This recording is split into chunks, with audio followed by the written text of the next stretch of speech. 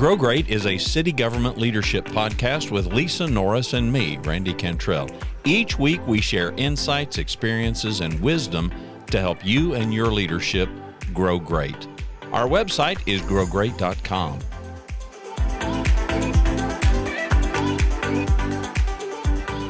I hear the trite phrase comfort zone, my eyes roll up into the back of my head.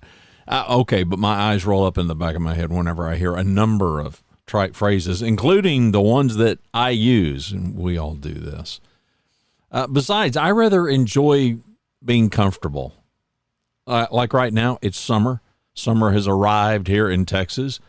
Probably has arrived where you are as well. And it means, well, you can go outside and you can sweat like crazy, be uncomfortable, or you can get inside where there is the comfort of air conditioning. I rather enjoy air conditioning. And there's the rub when it comes to professional and personal growth.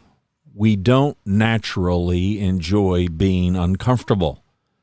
The reality is, before we were comfortable, we were uncomfortable, because that's part of learning and growing. Recently, a listener inquired, I get anxious whenever I'm pushed out of my comfort zone. What do you do to get more comfortable with being uncomfortable?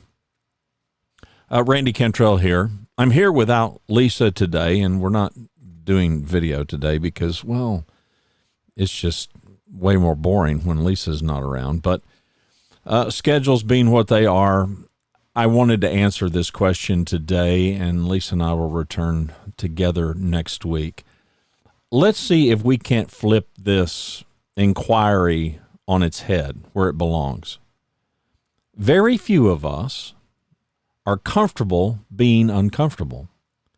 But I know people, some people that I'm very close to, who suffer a degree of anxiety that I don't. I have some understanding of how crippling really high anxiety can be because I've seen it firsthand. But firstly, I would admonish people whose lives are severely impacted by anxiety to seek professionals that are capable of helping. I am not professionally trained or properly equipped to address that level of anxiety. But since the listener doesn't provide us any more details, we're going to assume that the anxiety is a level that many of us feel. Okay, maybe it's slightly higher. For starters, I would encourage all of us who are on the growth path in our leadership journey to see our discomfort as the possible path forward. Now, I say possible path forward because discomfort, just being uncomfortable, does not mean that it's forward growth.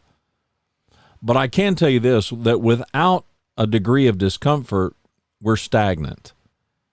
If we remain comfortable day after day, year after year, decade after decade, then it is certain that we are not growing. Discomfort can be a sign that we're growing, provided the source of our discomfort is because we're pushing ourselves or we're letting somebody else help push us to learn new things, to develop new skills, to elevate our performance, and all of the other many nuanced things that are required of growing into a great leader.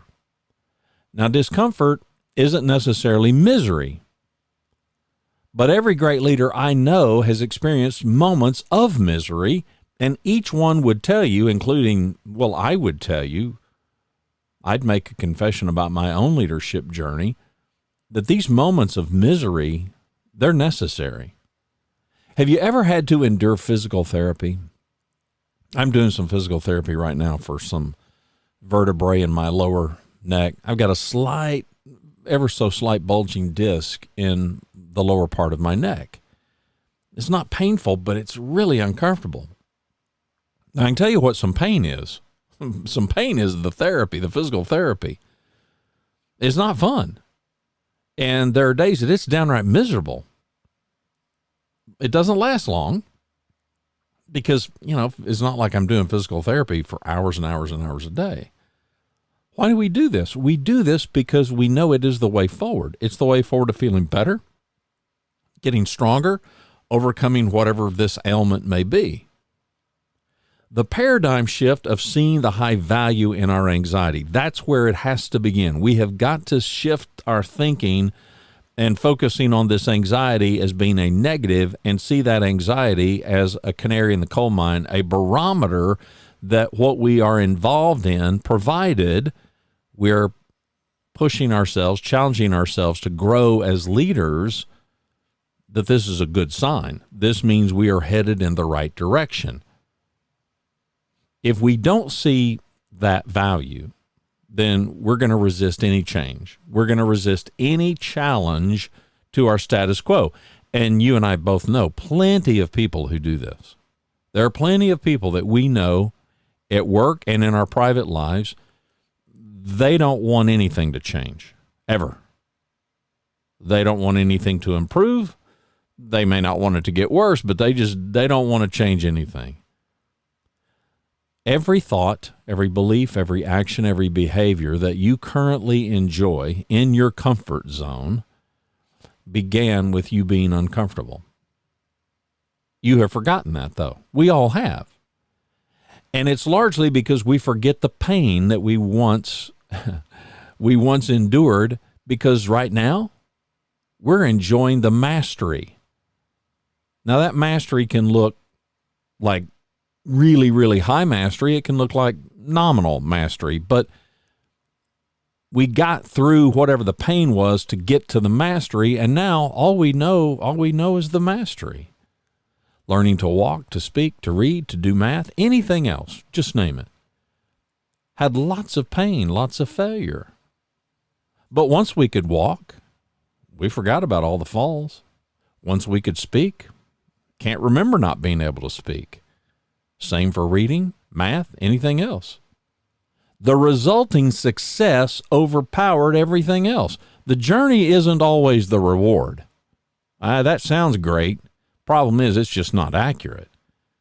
Sometimes the destination is so worthwhile, we forget about how hard the trip was. You've had vacations that might have been like that. In the moment, man alive, this airport, these bags, these cabs or Uber rides. But then once you got there, it's why my favorite quote of all time is everything is hard before it's easy, because it just is. And I have since added to that years ago, everything is slow before it's fast. This kid that we see crawling on the ground, learning to walk, doesn't just stand up and begin to walk. It's slow going.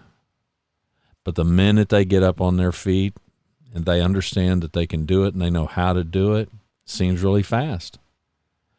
Know that your anxiety is not a permanent condition. Now, if your anxiety is a permanent condition, you really should seek out professionals to help you, because confidence demands a degree of comfort knowing, I've got this. I've got this.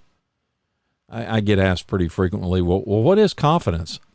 The only way that I know, confidence is just competence. Our competence. But part of building that confidence is the knowledge that you can handle or even desire to be tested and challenged and pushed to see how much better you can be.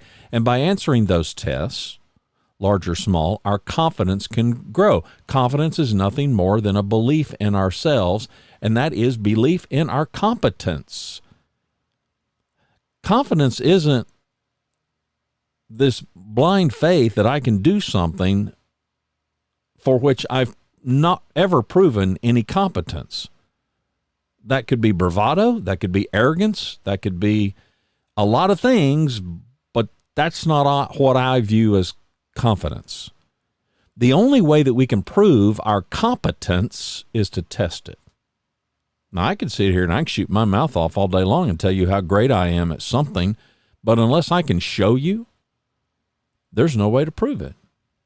And if I can't prove it, then I can't truly be confident in it. Boasting about it, that's not confidence. Doing it, proving it, that is. And that confidence, born of competence, only comes about if we are willing to embrace a degree of anxiety and disbelief, perhaps, as we prove to ourselves and others that we can do it. Now, don't make comfort your sole way of life. Don't make anxiety your sole way of life either. We need a mix of both. We need moments where we're honing our skills after a period of being challenged and tested, and we need to enter a new zone of discomfort where now we're upping our game all over again.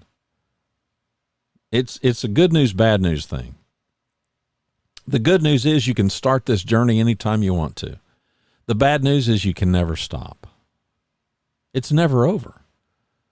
Life, our leadership growth journey, is comprised of periods of learning something new, entering an area of discomfort, being somewhat anxious about it, followed by a plateau where we have increased our comfort level because we've now learned and we've now proven to ourselves we can do that thing, and this period where our confidence is growing. And then we repeat that process all over again. Well, we do if we're dedicated to our growth. It's among the many reasons why so few people become great leaders.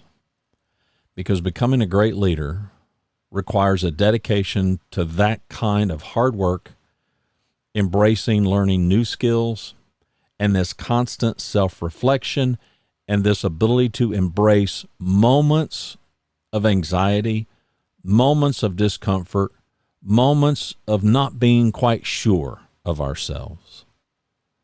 And it all requires such high humility that we're open to others who can serve us.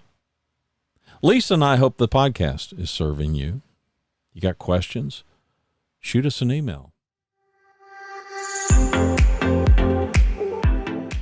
Thanks for watching and listening to Grow Great, a city government leadership podcast. For Lisa Norris, I'm Randy Cantrell. Be well, do good, grow great. The website is growgreat.com.